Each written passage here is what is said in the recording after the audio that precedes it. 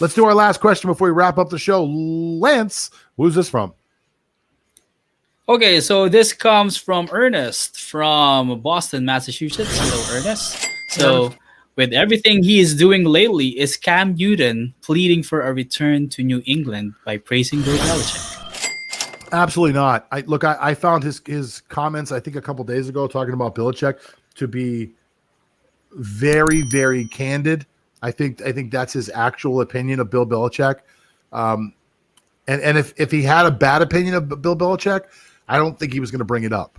So it's like breaking up with a girlfriend.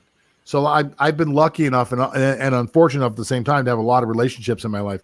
You know, married a few times, tons of girlfriends. They've all ended, and I try to say nothing but nice things about those people.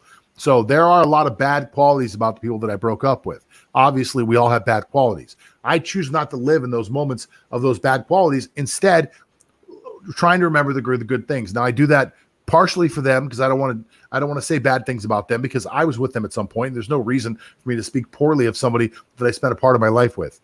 I also do it for myself because I want to remember the good things.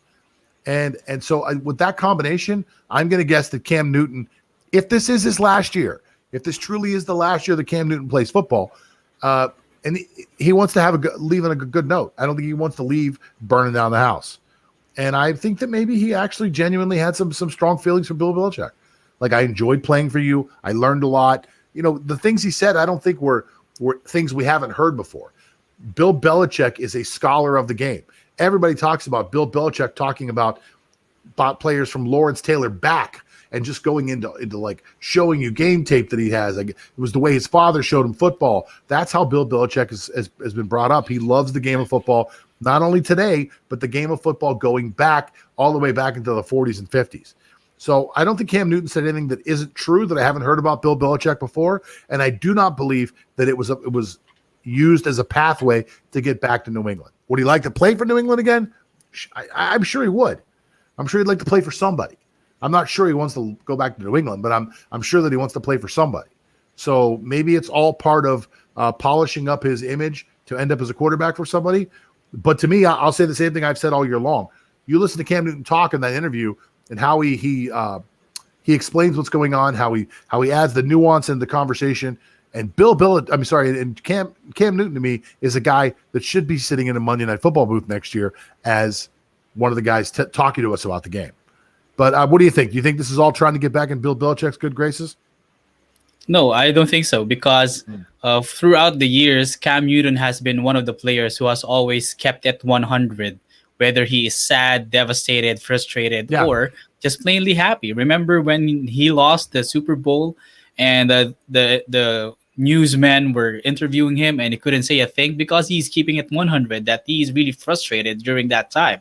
So he couldn't say a word because that's what he's feeling. So he has been that way all throughout his career, even with that heckler 16-year-old in his own camp. So he tried to talk to him nicely and graciously and in a classic manner because that's the way he is. He knows how to adjust through situations and he doesn't fake anything. So with that question, he was just merely saying what he thought of Bill Belichick, that he is this kind of guy.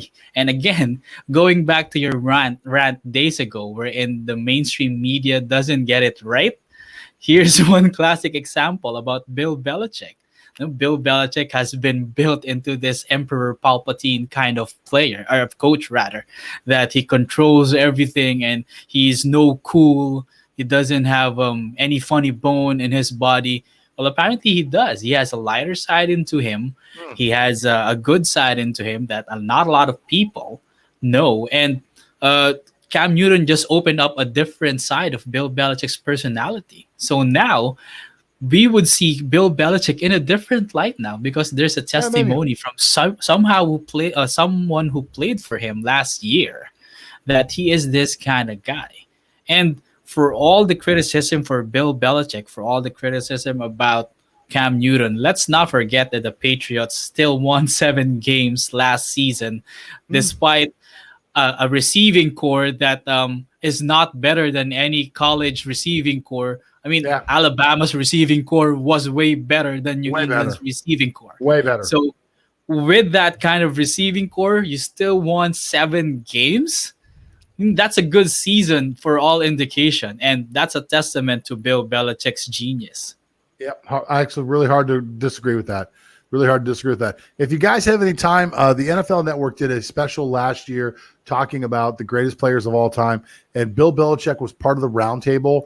It was Rich Eisen. I don't remember. Oh, was it Collinsworth? Eisen, Collinsworth, and I think Bill Belichick. And Bill Belichick was fantastic on this show.